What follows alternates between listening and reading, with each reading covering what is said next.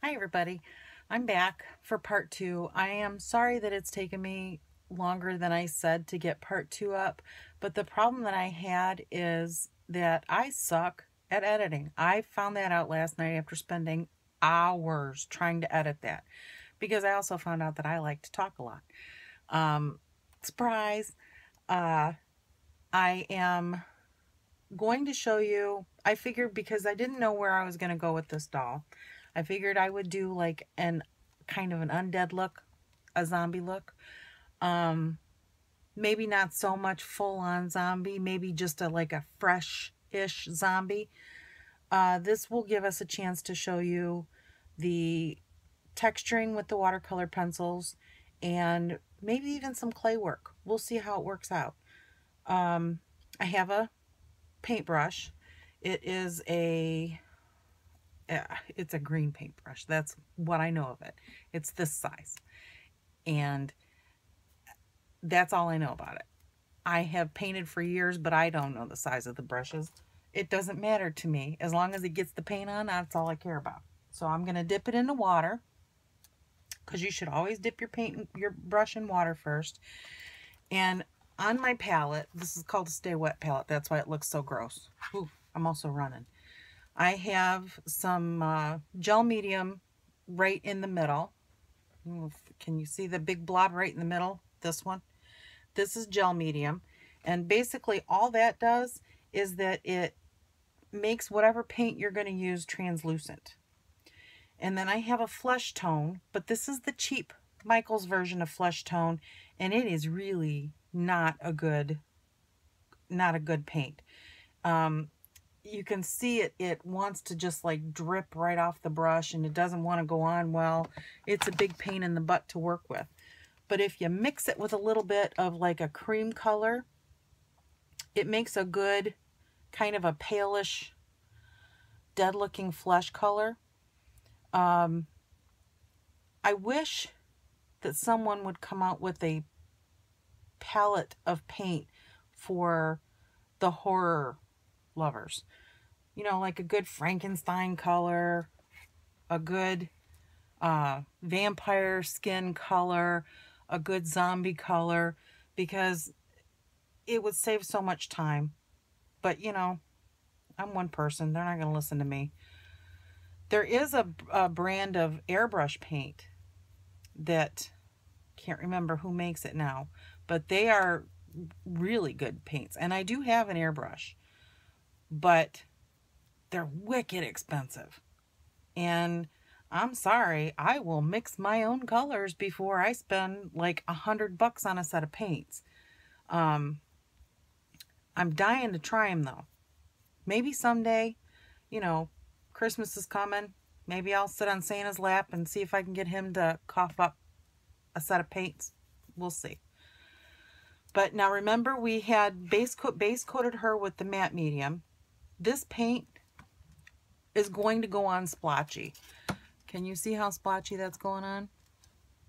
I don't know, my lights still stinks. I tried doing it at night because the bright light behind me, it ain't gonna make any difference.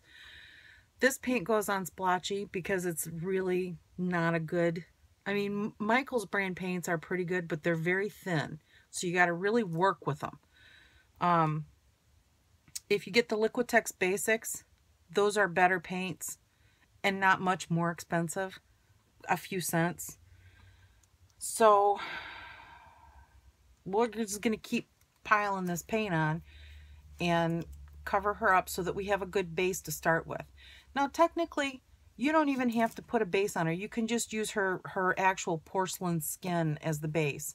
But I like to lighten it up a little bit, especially if I'm going to go for like a dead look. Because even though she's porcelain, and most porcelain dolls have that kind of a, you know, pale, pasty look, it's better if it's even pastier. I mean, think pale white girl on the beach pasty. That's what pasty I want. I want it to look like she has no pigment at all in her skin. So we're going to cake that on. It won't take very long to dry because it's like I said, very thin paint. And the thinner the paint, the less long it takes to dry.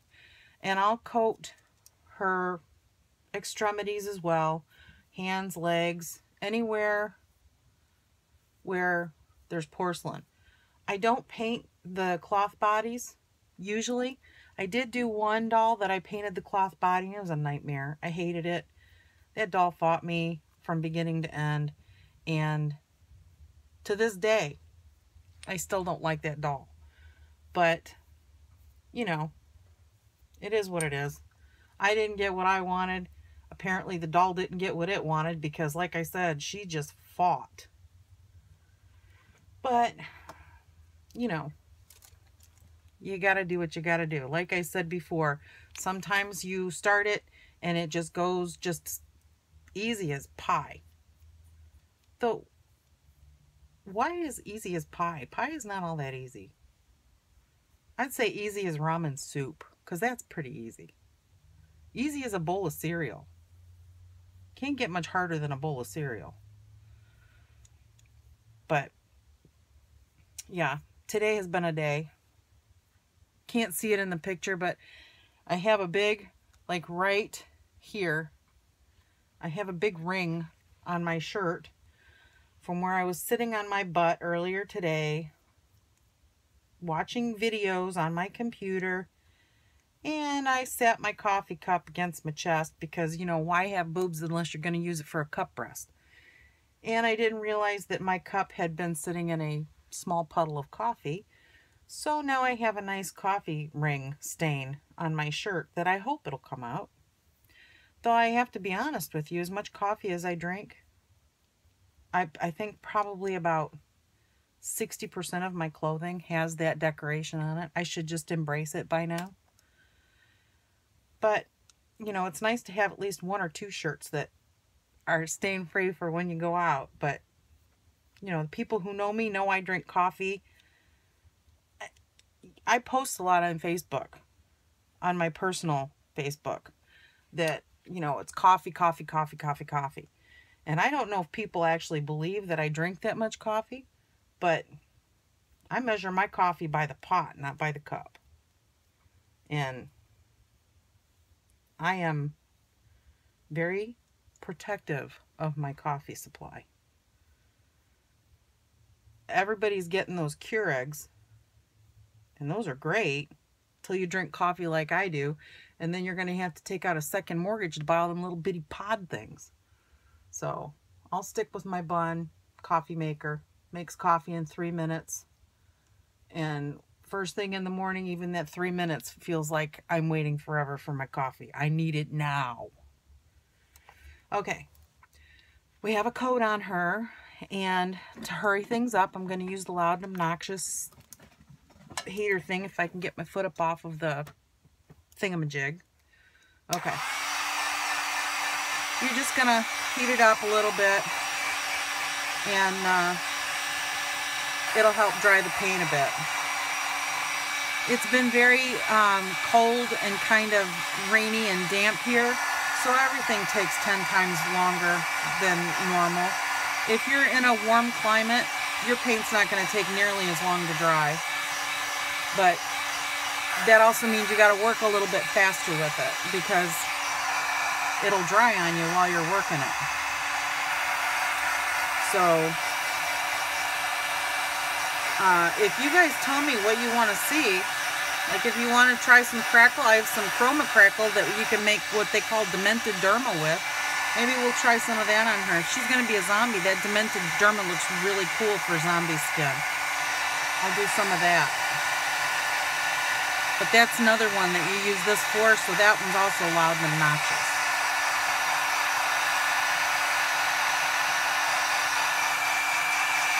Oh, geez. You know, sitting here on my own, I don't realize that it takes this long for stuff to be done. When I'm putting a base coat of paint on, I'll throw a base coat of paint on, then I'll set the doll down to dry, and I'll go drink a cup of coffee. And then I'll come in, I'll throw a second coat of paint on, and then I'll go start dinner. And I'll take the watercolor pencils out in the living room with the doll, and I'll sit on the couch watching TV and do the texture with the watercolor markers while I'm watching TV. So that part is tedious, I'm not gonna lie. Cramps my hand up, but it's so worth it. It adds so much depth to the skin tone that I won't not do it.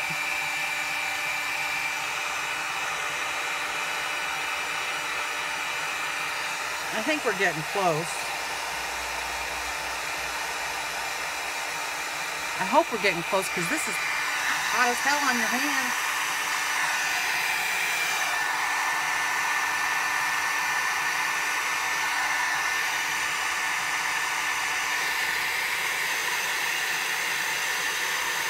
All right, let's try it. Let's just see. Okay. So I'm going to start out with a shade of green. I have 2 shades of dark green, and 1 shade of it like a dark slate blue. And what you do is you take the pencil and you start like right there at the base of the neck. And again, I gotta look over the glasses for this because I'm blind. Start at the base of the neck, and you just start making squiggles. That's it. You make the squiggles, and you try not to overlap them, try not to touch them to each other. And depending on the color you want to end up with, see, that's what the squiggles looks like. Depending on, that's the 1 green. Depending on the color, the final color that you want to end, because these will leave a stain where the line is, and it will also tint the color, the skin color of the doll. So now I'm going to do a second color green, and this one I will not worry about if I over go the other one, but I'll use less of it. Like, I don't mind crossing over the one that I just did. Make sure you get it up on the ears and go all the way around. And you're going to do this on the whole doll, wherever the porcelain is. That's the green, the other green. And you really can barely tell a difference between the 2 greens. They're just 1 shade between. And then I have this color blue. And let's see, I'll start on this side for the blue. And this is a dark blue, so this is going to add a lot of like blue undertones to the skin. This would be a really good one for like a vampire doll, because you want their skin to have that alabaster blue color to it. But you're going to do this, and you're going to go even over the green. You're going to take this and you're going to cover up over where you've already been. But again, like I said, you just use less. Use kind of like a light, medium, and dark when it comes to these colors. You're going to do the first one dark, the second one you're going to go a little lighter, and the third one you're going to go even a little bit lighter than that. And on areas where you have natural veins, like on the wrists, like this vein that runs right along your wrist, you're going to try to follow that on your doll.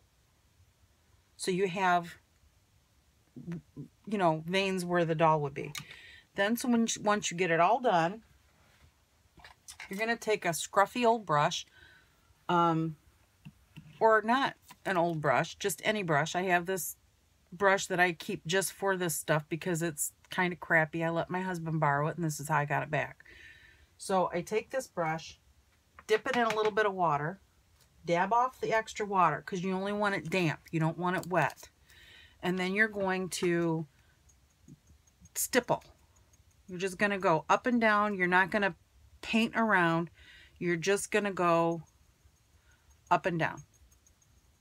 Can I get my head in the way of the lamp so you can see? Okay. And if it's not blending well, because some of these colors are more pigmented, then I need to move my water bucket. Then wet your brush again, but dry off less water and go back into it. And once you've wet it one time, and then you like go back into it the second time, it will melt a lot easier. It's almost like the water has already started melting it, and it softens and moves out a lot better. So this is that's kind of what we're getting at. Now this is just the second layer of color. This is not going to be our final layer, because see how dark blue that is? I move my fat hand out of the way. We will go back in with more of the flesh tone after, and maybe I'll tint that with like a little bit of green or a little bit of gray to make it even more of a pallid, like pukey death color. And that's about it. I'm gonna finish doing this to this doll, and then I'll be back. Ooh, isn't that a good look for my waddly neck? Okay, I changed the camera angle so that hopefully you could see a little bit better. We're still having issues with lighting, but there, maybe that's gonna work. We'll see. Okay, as you can see, I finished the doll, and you can see the lines that are left behind after you've smudged everything together. And what I did was I took the two different greens and I really colored darkly around the eyes, over the lips, and around the nose. And then I took a little bit of the blue, see in the corners of the eyes? Yeah.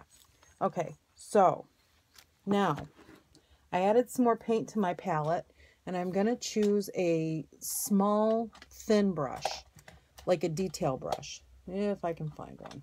There's one. Yeah, there's one. Okay. And what we're going to do, since this is going to be a zombie type of a thing, we are going to create a bite mark. And I figured the best bite mark would be on the arm. So that's what I'm doing. I mixed a little bit of a gray color. See? Gray. And you don't have to be exactly precise. Just kind of smear it. You've seen, you know, The Walking Dead or whatever with the zombies. The bites never look exactly perfect. So don't kill yourself trying to get it there. I'm taking the same dirty brush and I'm dipping it into an evergreen green color. I think it's actually called, I don't think I can pronounce what it's actually called. Yeah, no, I can't pronounce that. It's a dark green. And because I can't see what I'm doing, you're going to go around the gray that you just put down, and you're going to kind of pat this on. See how it's kind of smearing around with the gray? You want that to happen. Okay. So, we got that. Now my brush is still like really loaded with paint. So I'm just going to wipe it off on my dirty paper towel. Leave it. I haven't rinsed it yet. I'm still working with a dirty brush. And I'm going to pick up some purple. Just plain old purple paint. And we're going to go even further out and kind of mix that in with that green color. And I'm thinking I might need more purple paint. Okay. Get that going really good. And then we're going to add some, just a teensiest little touch of black.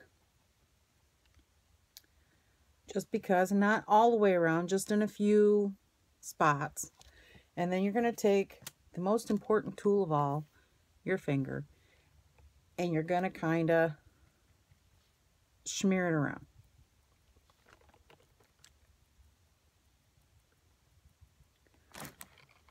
See? And you keep doing that until it gets to a good bruisey look. We want like a sickening bruisey look. Wipe your finger off. You can wash it. They're acrylic paints. They'll wash off with soap and water when you're all done, I promise. Now, We have the skin color of the bite, but we don't have the gore of the bite yet. So what I'm going to do is I'm going to take a little bit slightly bigger brush than the last one. And yeah, this will work. This one.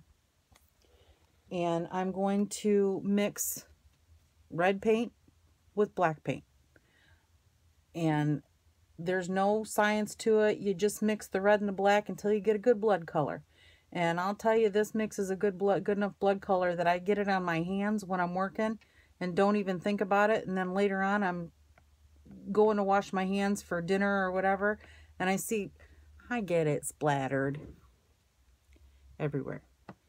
I will see specks of it up on my upper arm, and I'm like, how did I cut myself?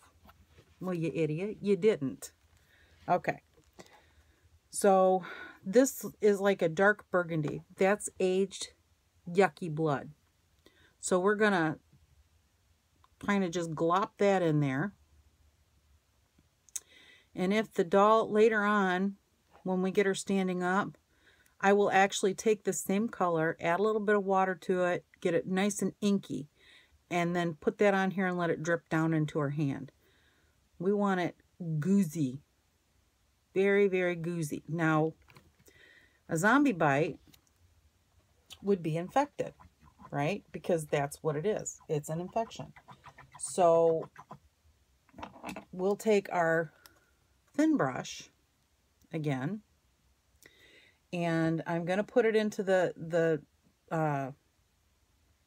what medium is this? The slow dry blending gel medium. This is what I'm using. Michaels Academy paints. It's slow dry blending gel medium. This will make the paint translucent, make it easier to move around, and it will make it so that I can make thin, fine lines and you could still see the tones underneath. So we're going to go into that dark green, just the tip of the brush. And I'm really mixing it well with that blending medium, but I want my brush to look dry. See? And then we're going to make like that. Can you see? And you're going to do that like all the way around. I'm sorry, I know you can't see if I'm doing this, but I can't see if the other way. So we've established already that I'm blind. All right. You just want to make the lines like creeping infection. And don't worry if they look not so great, because that's not going to be the final thing. Do you know what I did? I painted a hair into this. I painted a hair. I painted my own hair into this. This doll is going to be special. And I can't get it for the life of me. Seriously? Okay. I got it. I got it. We're good. Relax. Okay, so we got that. We've got those green layers. Now I'm going to take, and you don't need to have all of these brushes. You can make do with the cheap set from Michaels. I'm just using what I've got, and I think I've got every brush under the sun. I'm taking a small, like rectangular brush. This says it's a number 2 Donna Dewberry flat, because I also do the one stroke painting. So this is a Donna Dewberry number 2. And wet it first because it makes it easier to clean after.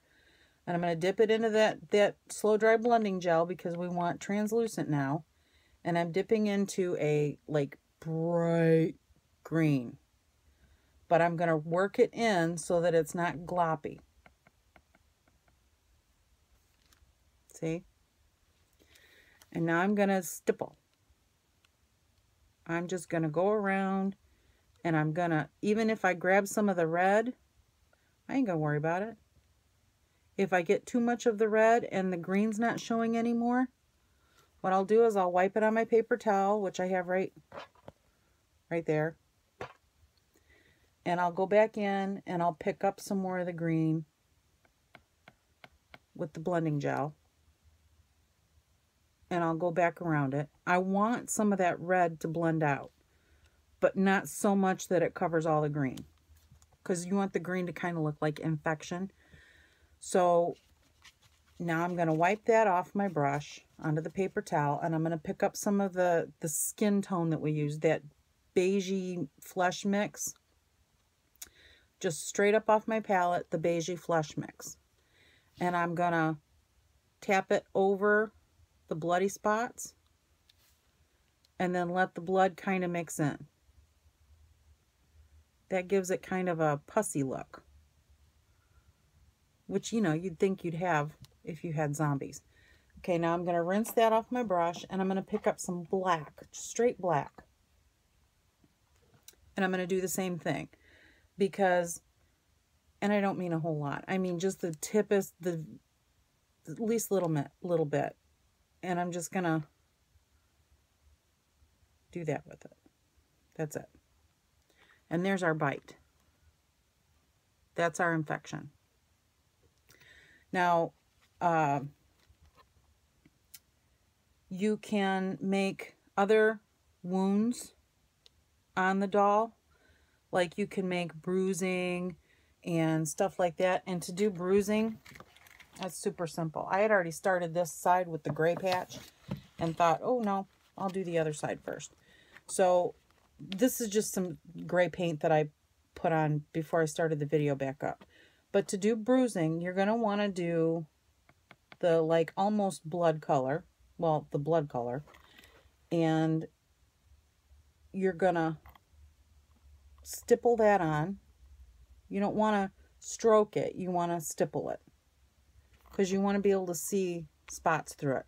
Because you know when you get a bruise what it looks like. Now, healed bruises have some yellow color, so I'm going to mix a little bit of, I have like almost school bus yellow. I'm going to mix that with a little bit of brown to tone it down a little bit, because you know as bruises heal, they get that really unattractive mustardy color yellow.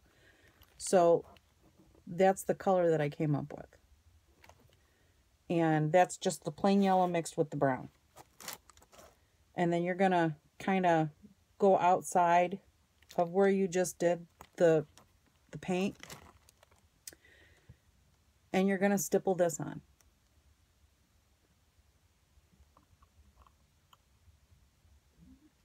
Rinse it off, or not rinse it, but wipe it off. And pick up some of the purple. But pick up some of your blending gel so that it's a very transparent purple. Well, I got it gloppy. I don't know if you can see. I hope so. And then you're going to go outside the yellow to do that. And it's such a faint color because of the blending gel that it's almost no color at all, but it's a shade difference. So you're getting the light playing with all different colors and shades and tones.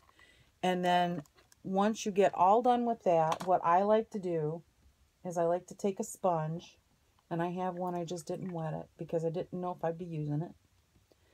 You take a sea sponge like that, and you dip it into the skin color. Dab it off onto a paper towel. You don't want big glops of it. You just want a little bit. And you're just going to touch over and kind of blend out those colors so that they fade under the skin. See? So now we have a wound and we have a bite. And oh, look, you get to see my mess behind me. Isn't that lovely? Then there's another doll.